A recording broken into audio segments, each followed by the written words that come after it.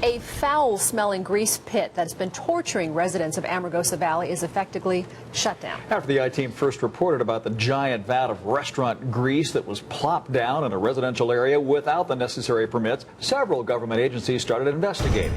George Knapp is here with what sounds like some good news for those who are living near this greasy mess. Sort of good news. You know, after our report, and pardon the expression, after our report raised a stink about the Amargosa grease pit, at least 5 government entities became interested in the operation. What they found was an amazingly lackadaisical approach to laws and regulations on the part of the owner, even for Nye County. Each week, 12,000 gallons of the stinkiest goop you can imagine is collected from restaurant grease traps here in Las Vegas and hauled by truck out to a ramshackle collection of open-air vats in Amargosa Valley, north of Las Vegas. Nye County has no zoning laws and limited regulations of all kinds, which is why the businessman, Mike Kostelak, decided to put the stuff out there in the first place. The business, A. Honey Wagon Inc., purports to recycle kitchen grease rather than dump it in a landfill, but the smell is so bad at times that residents say hundreds of yards from the open pits say they can't even open a window, let alone travel outdoors. Since our story aired a month ago, the Nye Sheriff has been citing the trucks which drop off the grease. State Environmental Protection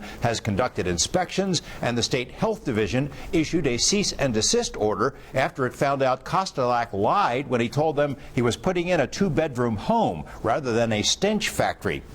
Residents say the owner is still bragging that he isn't going anywhere.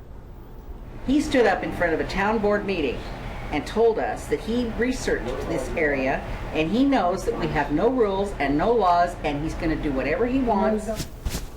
The Nevada Health Division disagrees. They not only issued the cease and desist, but followed up by making sure the power company cut off electricity to the site. State OSHA inspectors have fined Kostelak for an assortment of building violations, and the Department of Conservation and Natural Resources gave him until 5 p.m., that's about 10-15 minutes ago, to prove that he wasn't illegally using his well or face a cutoff of his water.